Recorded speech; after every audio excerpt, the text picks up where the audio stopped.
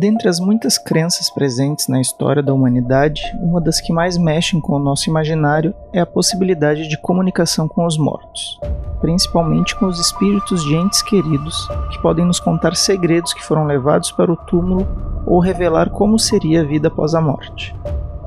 Nos últimos 100 anos, pelo menos, isso se consolidou como uma doutrina seguida por milhares de pessoas e também na cultura popular, através de filmes, livros e até mesmo jogos. Mas o que pouca gente talvez saiba é que a popularização dessa crença está ligada, segundo alguns especialistas, a um caso misterioso e controverso envolvendo uma família, algumas irmãs e sons estranhos ouvidos dentro de uma casa. Hoje vamos conhecer o caso das irmãs Fox.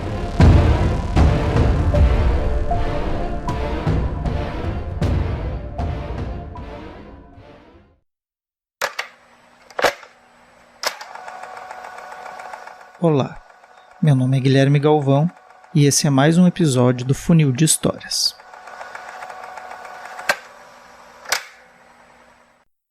Um aviso.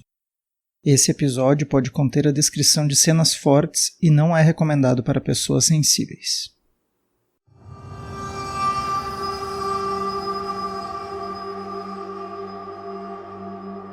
A história das irmãs Fox tem início quando a família Fox muda-se para uma casa, em Hydesville, nos Estados Unidos, no ano de 1847. A casa já havia sido a morada de duas outras famílias anteriormente, os Bell, em 1844, e os Wickman, em 1846. Como podemos ver, essas famílias não ficaram muito tempo na casa de Hydesville, e o motivo por se mudarem era um tanto estranho. Ambas as famílias alegavam ouvir muitos barulhos estranhos durante a noite que não os deixavam dormir, como sons de pessoas caminhando pela casa, por exemplo, mesmo que não houvesse ninguém. Portanto, quando a família Fox se muda para o mesmo local, a casa já teria uma certa fama de ser assombrada, como diríamos hoje em dia. No entanto, foi somente no final de março do ano seguinte que a família Fox começou a alegar ouvir coisas estranhas na casa, como sons de origem desconhecida que incluíam ruídos, batidas e sons de mobília se movendo. Mas foi no dia 31 de março de 1848 que os relatos se tornaram extraordinários e marcaram toda uma geração de pessoas. Quando os supostos fenômenos começaram, Margaret Fox tinha 14 anos e Catherine Fox, a mais nova das irmãs, 11.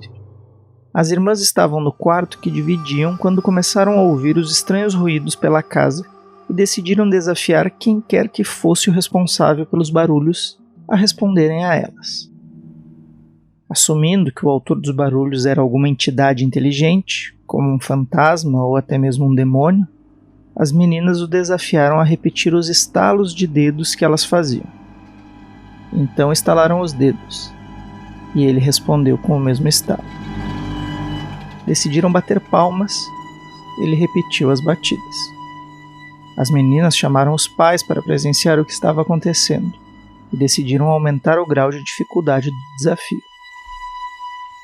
Pediram para o espírito, pois agora já tinham plena convicção de que se tratava de um, que respondesse algumas perguntas utilizando as batidas como sim e não, dando início ao que por muito tempo ficou conhecido como telegrafia espiritual. Segundo a mãe das meninas, a senhora Fox, o que se sucedeu foi o seguinte: ela pediu que o espírito dissesse, através das batidas, a idade de cada uma de suas filhas. Após o desafio, o que se ouviu foram 14 batidas, seguidas de um intervalo, e logo após mais 11 batidas, deixando todos os presentes espantados. O diálogo da senhora Fox com o suposto espírito teria sido então como o que segue: é um ser humano quem conversa comigo? Nenhuma resposta obtida. Será então um espírito? Batidas fortes foram ouvidos ecoando pela casa. Se for o espírito de um assassinado, dê 2 pancadas. 2 pancadas foram ouvidas. O crime foi cometido nesta casa? Outra vez pancadas ecoaram pela casa. A pessoa que o assassinou ainda vive? Resposta afirmativa. Pelo mesmo processo, a Sra. Fox continuou interrogando o espírito e descobriu que fora um homem que o assassinara nesta casa e os seus restos mortais estariam enterrados na adega. Que a sua família era constituída de esposa e 5 filhos, 2 rapazes e 3 meninas, todos vivos ao tempo de sua morte, mas que depois a esposa morrera. Por fim, ela perguntou: se eu chamar os vizinhos para que também escutem, continuará a bater? Mais uma vez, batidas foram ouvidas. Nesse momento, um frenesi toma conta da família Fox, que decide chamar alguns vizinhos para testemunharem o estranho caso do espírito que se comunicava por batidas e estalos. Após testemunharem aqueles fenômenos, os vizinhos e a família Fox decidem criar, ao longo dos dias, um tipo de código em que, além das batidas significarem sim ou não, também corresponderiam a letras do alfabeto de acordo com o número de batidas.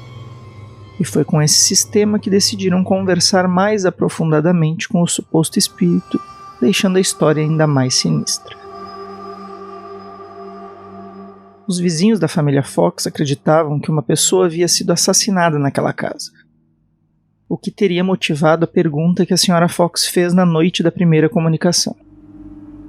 Tal suspeita dos vizinhos era alimentada por uma história pregressa da casa. Segundo o que contavam, os vizinhos haviam visto um mascate visitar em uma tarde a família que morava anteriormente na casa, mas nunca o viram sair. Esse fato fez com que muitos achassem que eles teriam assassinado o tal mascate para roubar seu dinheiro. Assim, a família Fox e os vizinhos decidem continuar interrogando o suposto espírito para descobrirem de quem se tratava e quem o havia assassinado. As respostas obtidas pelas testemunhas foram que o espírito se chamava Charles B. Rosma, que era um mascate quando estava vivo e que seu assassino tinha o sobrenome Bell, um antigo morador daquela casa. O motivo de seu assassinato foi para roubarem seu dinheiro, exatamente como os vizinhos já comentavam.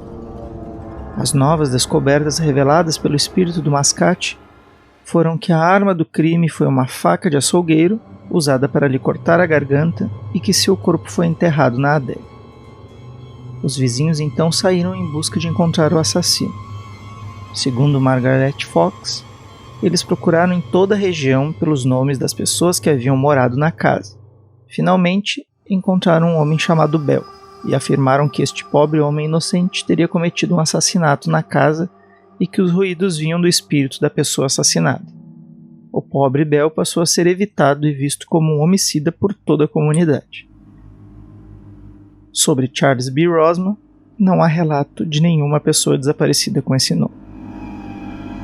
Os próprios vizinhos decidiram escavar na adega da família Fox, mas nada foi encontrado. Alguns anos mais tarde, em 1904, uma parede da adega desmoronou e descobriu-se que era uma parede falsa, com uma nova área inexplorada da adega. Tal descoberta atiçou o ânimo daqueles que acreditavam que os restos mortais do mascate ainda estavam ali. Novas escavações foram feitas no local e alguns ossos foram encontrados. O Boston Journal, então, publicou em 22 de novembro de 1904 uma matéria afirmando ter sido encontrado o corpo do suposto mascate. No entanto, a notícia não fazia sentido, já que a própria polícia desistiu de abrir um inquérito após a análise dos ossos. O médico que examinou os ossos encontrados disse se tratar apenas de fragmentos sem coerência, incluindo ossos de alguns animais, como galinha. A conclusão a que chegaram é de que alguém teria colocado esses ossos no local para tentar confirmar a história. Alguns anos depois, a história da parede falsa e da escavação na adega foi reelaborada.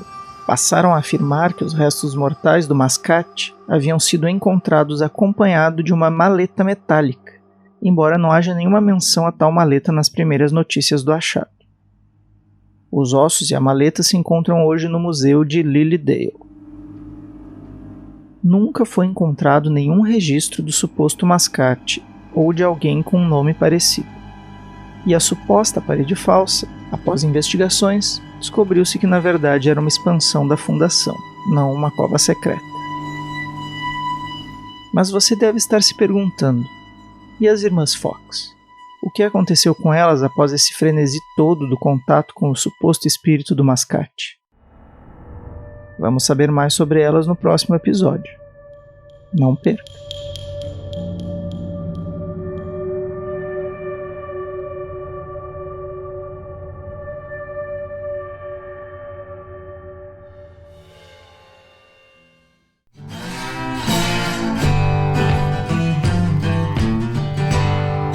Se você gostou dessa história, divulgue Funil de Histórias, curta, compartilhe em suas redes sociais, se inscreva no canal e deixe suas sugestões para um próximo programa.